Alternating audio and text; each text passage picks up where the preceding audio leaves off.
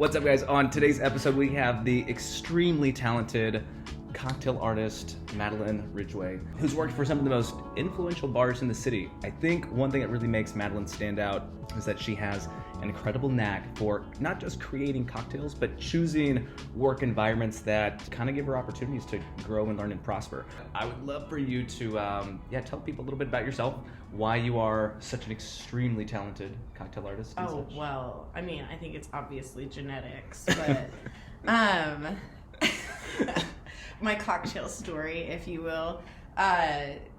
I originally started bartending whenever I was in San Angelo, Texas, which is not a cocktail mecca by any means.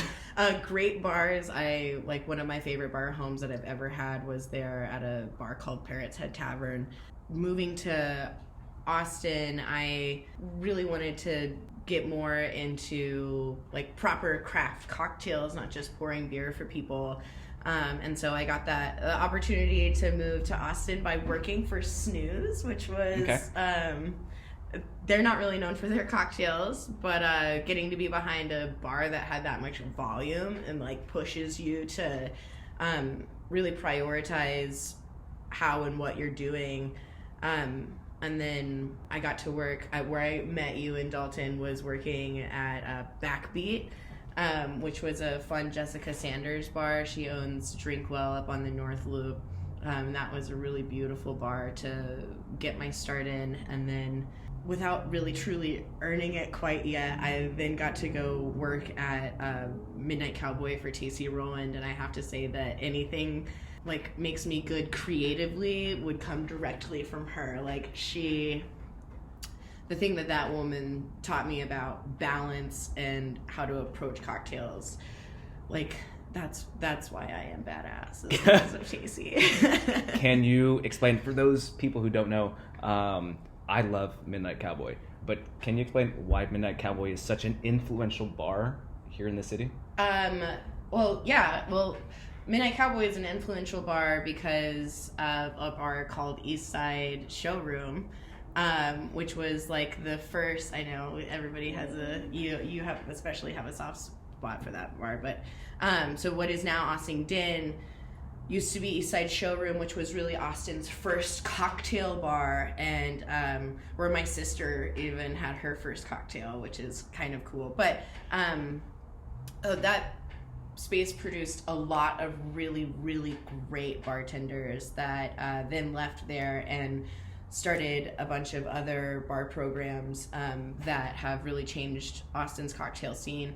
One of those being Midnight Cowboy. So a lot of the old veterans from Eastside Showroom then went over to Midnight Cowboy, and it's a bar that's owned by Tim League, who is the owner of Alamo Draft House, and he's a wonderful guy to like work for. And the best thing is that he really lets whoever's in there like have control of the space and be able to like creatively express themselves without having somebody that's like, no, that's not what I wanted. That wasn't my dream for this space. So he's really let these people go in and make some really amazing cocktails and provide an experience for people to really have like a one-on-one learning about everything that goes into a cocktail and why you would even prepare it in a certain way with the cart service that Midnight Cowboy has. So Tim kind of gives the bartenders the reign to express themselves creatively. Is that what you're saying? Oh, yeah. Which, is that common?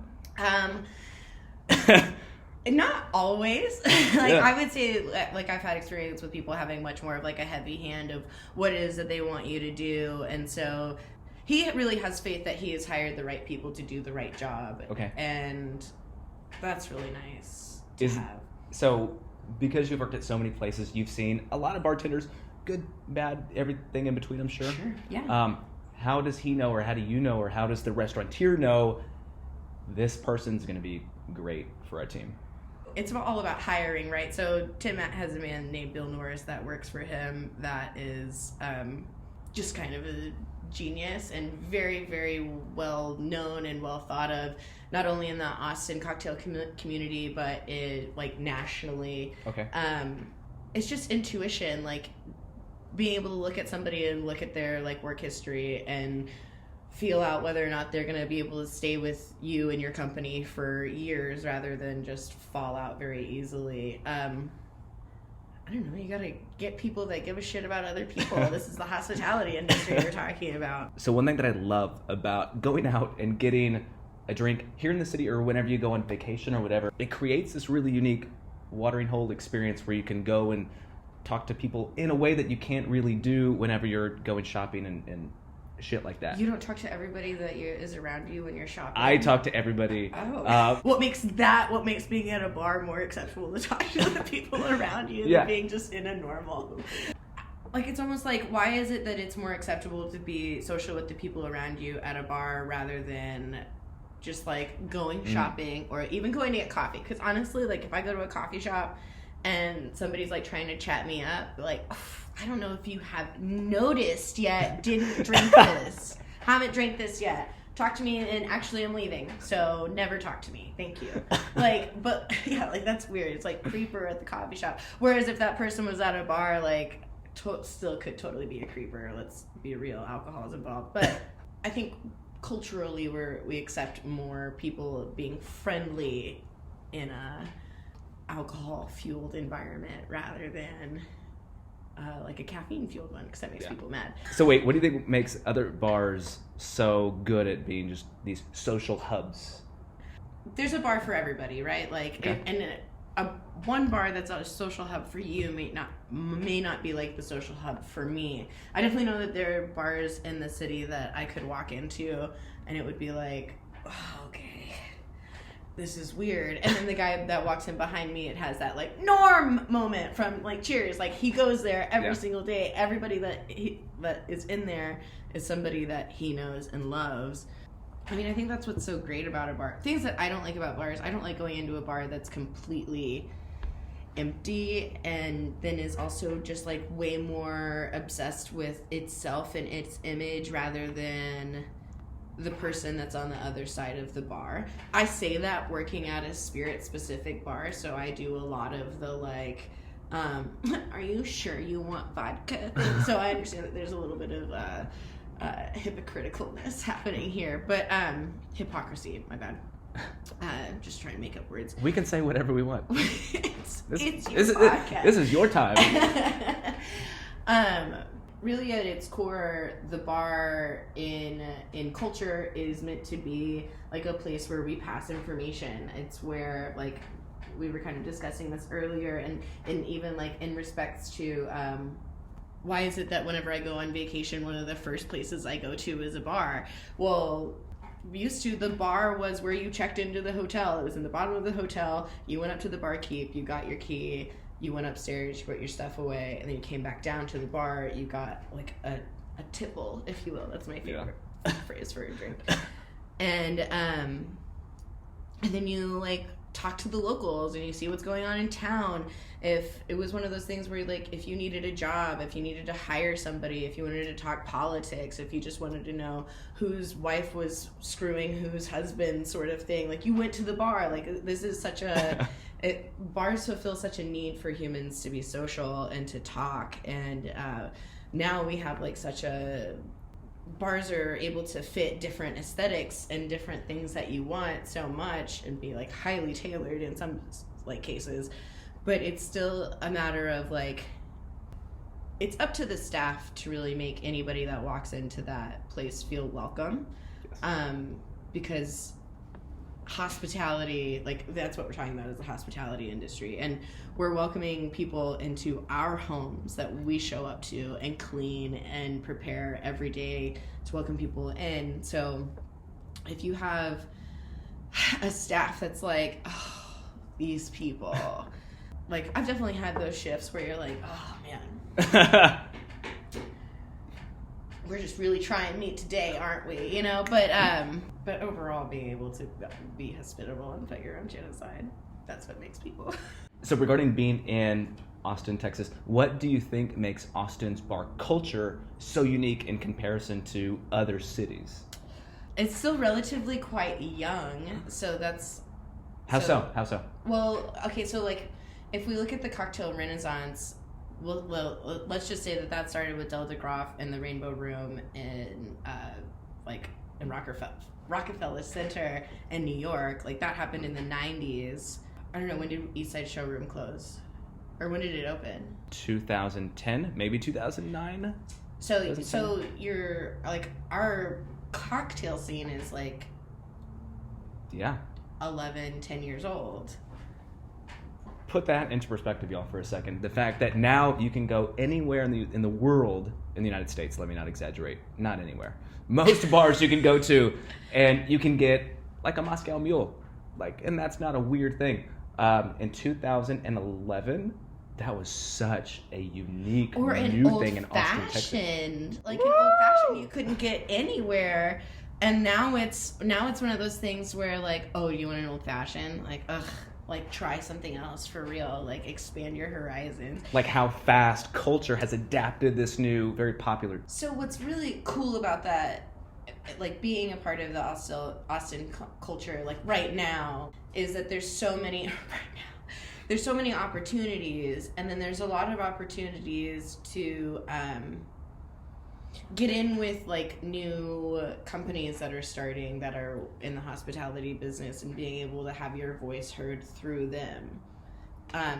Because it's not like you have all of these, like, super well-established bars that have been doing this forever, and they don't want to hear what you have to say or any suggestions that you have, because they are titans and they don't need to hear anything. Like, yeah.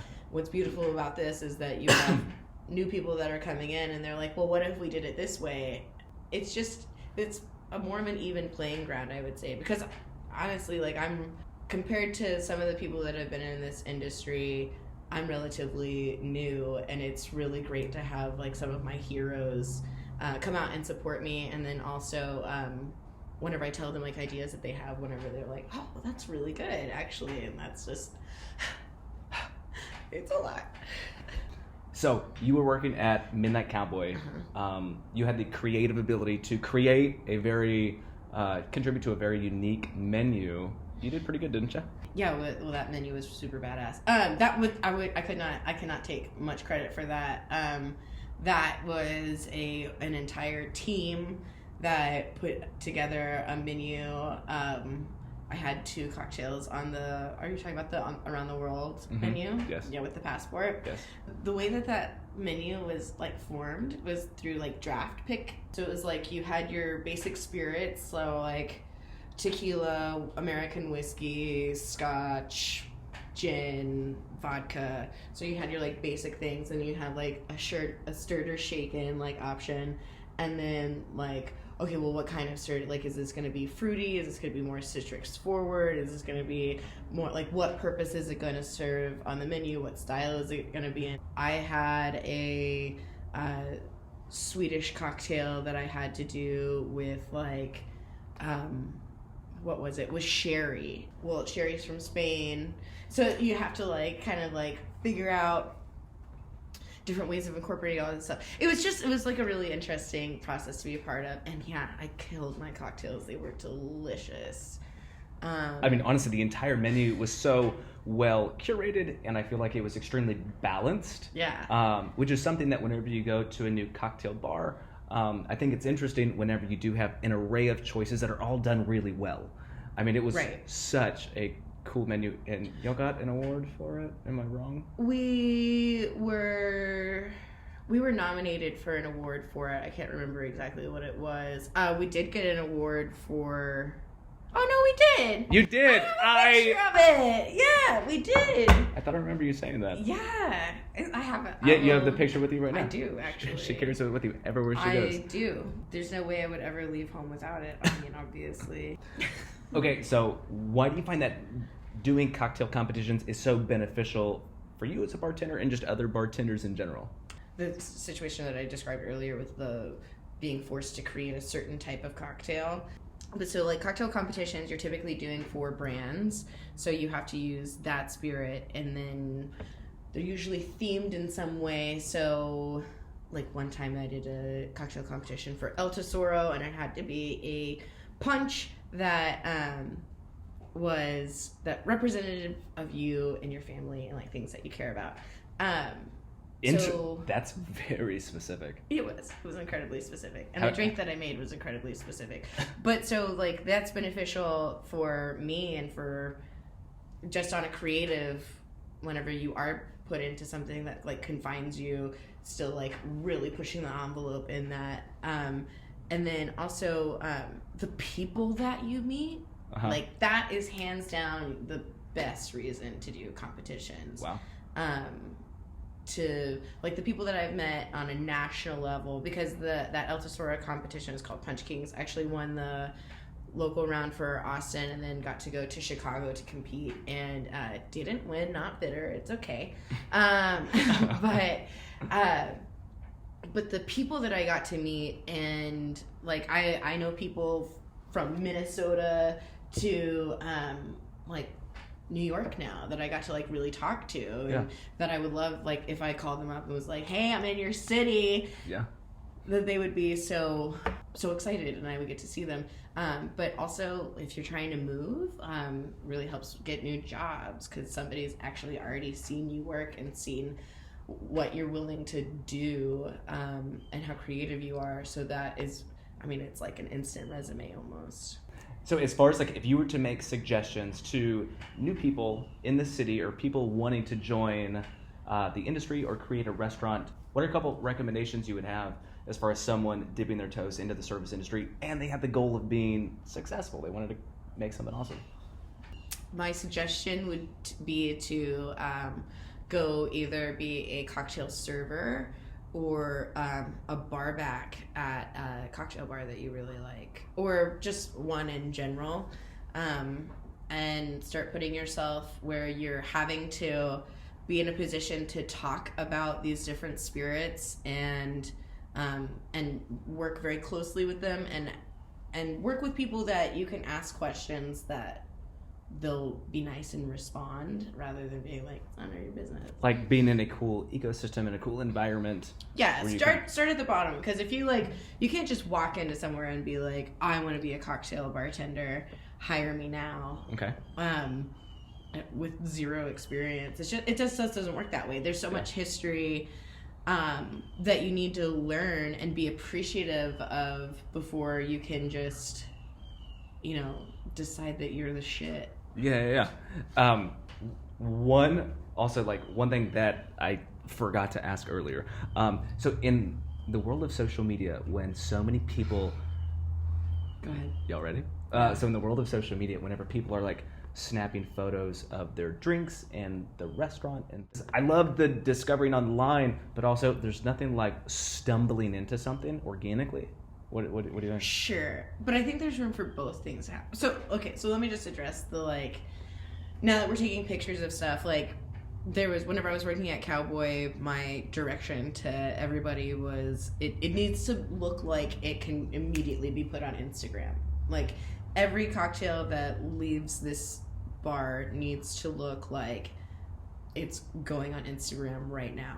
And there's a lot of so that makes a lot of pressure, especially whenever you're like slammed and you're trying to get through drinks just like so fast, because you want somebody to have something in front of them. It puts a lot of pressure on making sure that your garnish game is tops and that everything is just literally picture perfect, which isn't bad. Like, of course we should be doing that every single time, but it is one of those things also where when you fall short, the backlash from that is rude often. Wow. Yeah. Just because it doesn't look pretty, or it wasn't as good as somebody thought that it should be. How good a drink is going to be relative to what you value in something. It is so interesting that everything that we do now is like, or everything we eat needs to be so picture perfect. Like I feel like that creates a new element of just creating. It just kind of, yeah, there's a lot of pressure. Okay, but then the last part of what you said was about, last part of the question was about bewilderment. Okay, so I'm the type of person that if I'm watching a show, that like the season's already completed, yes, I will go to Wikipedia, I will look up how it ends, And then I like watch the show with like this secret in my heart the whole time. And I love that. I love things being spoiled for me and like knowing exactly what to expect. Yes. But like there is something magical about stepping into this stuff. But like if something is truly like amazing and truly a wonderful experience, there is no video or picture that's gonna capture that. Like there's no substitution for experiencing something firsthand. There just isn't. Like it could, if it's something that's truly good, there's nothing that could take away that magic. If someone, I know that things change quite rapidly, but if somebody wanted to find you online or grab a cocktail from you, where can they find you at? Online, well, my Instagram would probably be the best thing, and that's Mad Crazy with 2 Y's because it's crazy. And then I'm the bar program director at Gin Bar at the 2nd floor of the Arrive Hotel on East 6th and Chacon. On that note, Madeline, thank you so much for Absolutely. being Thank you here for having today. me. Thank you. Thank you. Let's go in. Okay. So that's Canon on. Oh, you have 3 different cameras. Damn. That one on. What's up, guys? On. Y'all. Oh my god. So there's so many times in Dylan. Why can't I be in the room? I'm so sorry. Okay.